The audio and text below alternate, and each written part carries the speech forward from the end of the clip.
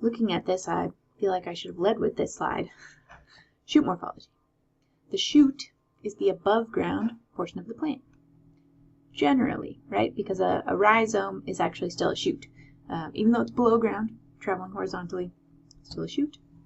Looking at the leaf arrangement can help you identify a plant. So we're going to look at leaf arrangement really quick here. Leaf arrangement can be alternate, opposite, or whorled. And we looked at this when we did our dichotomous key trying to identify trees. Okay, so on the left, we have alternate leaf arrangement. In this type of leaf arrangement, we have one leaf emerging per node, and a node is composed of a leaf and an axillary bud. So this is only going to be relevant when we talk about, at least the way that we're going to describe it is just for angiosperms. Gymnosperms and prior evolutionary lineages can have a different arrangement of tissues and aren't necessarily in these distinct nodes. So this is mostly just referring to angiosperms. So we have a leaf, as I do with my arm here, and our axillary bud, and that forms a node. Stems have nodes. Roots do not have these nodes in the same way, right? They're going to be producing lateral roots from the inside, but it's not in the same node structure. So alternate is one leaf per node. In opposite arrangement, we have two leaves emerging at each node. So there's two leaves and two axillary buds. Really, it's just like two of these kind of sets at the same location. That location where the leaf emerges is the node. Here we have two leaves and two axillary buds. They're always going to come in sets like that. So we have opposite arrangement like your arms, right? Alternate arrangement would be like this. Opposite arrangement. Whorled arrangement can be 3 or more leaves emerging per node. So we're just counting at every node how many leaves basically do we have emerging. Leaves won't always be there, but they will leave scars behind. So you can figure this out by looking for scars.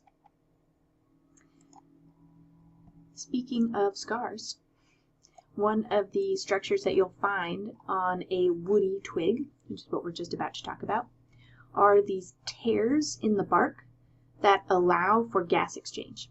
So when plants go into secondary growth, as you saw in the root, they were shedding those exterior tissues because they formed that bark, and that bark is dead cells.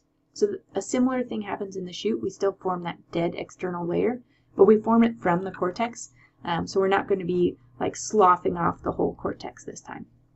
But either way, we have now this external layer of dead cells. So we can't have living guard cells that we regulate like we did with our living epidermis. So with bark, you're just going to have tears within the bark that allow for oxygen to come in, oxygen to go out, and CO2 to come in. So this gas exchange is essential to allow processes to happen within the plant. In non-photosynthetic parts, you might be having oxygen coming in and CO2 going out because you have cellular respiration happening. But either way, we have gas exchange. So essential for continued function of the plant, whether it be for photosynthesis or for cellular respiration. So to do that, we just have these tears through these external layers that allow that gas exchange, and we call those lenticels. So these little kind of horizontal scars are lenticels. Sometimes lenticels will appear as little dots. Sometimes they won't even really be super visible, but they're there. We need to have that gas exchange. So the overall shape and structure of a lenticel can vary greatly. As plants get really old, like think about really gnarly looking trees, they have the different bark textures, and between those kind of like furrows or puzzle pieces, that's where gas can kind of get in and out. So this is what a lenticel looks like in a still relatively young stem, where we're just starting to form those periderms, and then we get a tear in that periderm. So the epidermis is still here. We have some loose cells that are going to die in that torn bit, and then we have periderm just starting to form.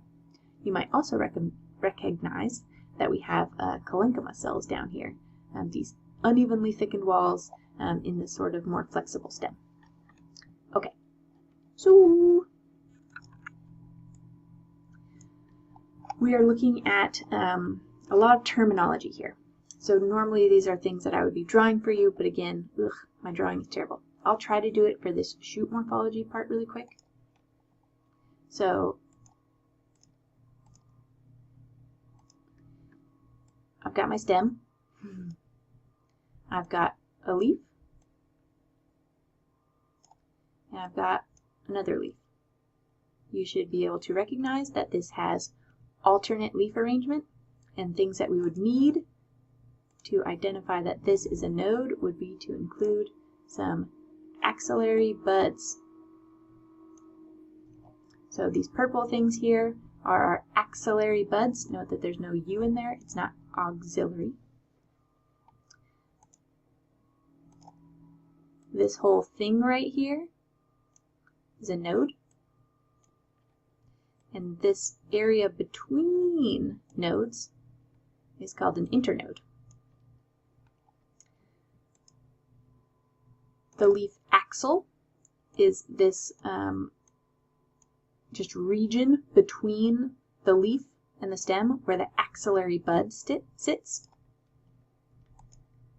The petiole, I'll draw a new one here, is this stem that connects the leaf blade to the stem. So the petiole I've drawn in pink.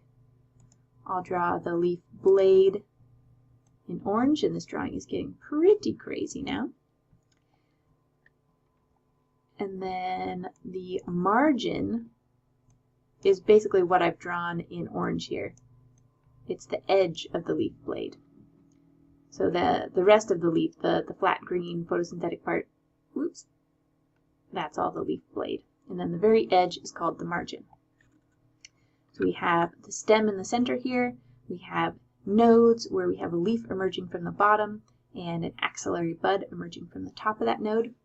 The region between the nodes is called an internode. And then for our leaf morphology parts, we have the petiole, this short little stem that connects the leaf blade to the plant stem in general. Sometimes plants will lack a petiole, and the leaf blade attaches directly to the stem, and those leaves are called sessile. Can I write it? I feel like a little kid. Sessile. Whoosh. Okay, let's see if I can clear my stuff and stop drawing. How do I stop drawing? Okay, so here we are looking at better drawings. On the left we have just like a primary growth shoot, and on the right we have a secondary growth shoot. So here we have our growing shoot tip. This is what we would have been looking at in that long section that looked like an alien. We have young leaves that are sort of covering that growing shoot tip, protecting it. We have an alternate leaf arrangement where we have one leaf emerging at each node. There's little axillary buds here. And the way I draw axillary buds is often much larger than they really look. Often you won't be able to see an axillary bud at all until you pull the leaf off, and then you'll see just this tiny little piece of tissue because it's resting until it needs to explode and like make stuff. Axillary buds are going to be places where branches are going to emerge. So like these lateral branches would have emerged from an axillary bud. It's also a place where flowers can be formed. So the axillary bud can become different things. Here we see the apical bud, or the terminal bud of a woody shoot. And you can see it's covered in all these little scales. So now we're going to talk about woody shoot morphology. And there's tons of terms here. These will be in your lab next week when we talk about woody shoots more. So you might have to revisit this part of the lecture. Okay, so we have all of these scales covering our terminal bud. So these are called terminal bud scales. As the plant, so all the next year's growth for this plant is produced in this bud as these like primordial tissues covered by these protective terminal bud scales. As soon as it becomes time for the plant to grow, so usually that's going to be after the last freeze or some environmental cue, changes in day length, you're going to have bud release. Nope, that's different. You're going to have bud burst, and all of the tissues are going to start growing really rapidly from this bud, and these scales will fall off.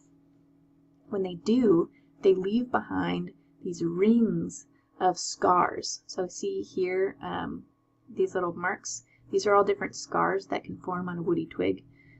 These ones would have been leaves. So you can start to recognize scars based on their overall shape and appearance, and it helps you identify structures on a woody twig that might not have any parts that seem like living or actively growing. So our terminal bud scales will fall off, and plants are going to produce this terminal, not every plant, many plants are going to produce this terminal bud every year with the next year's growth.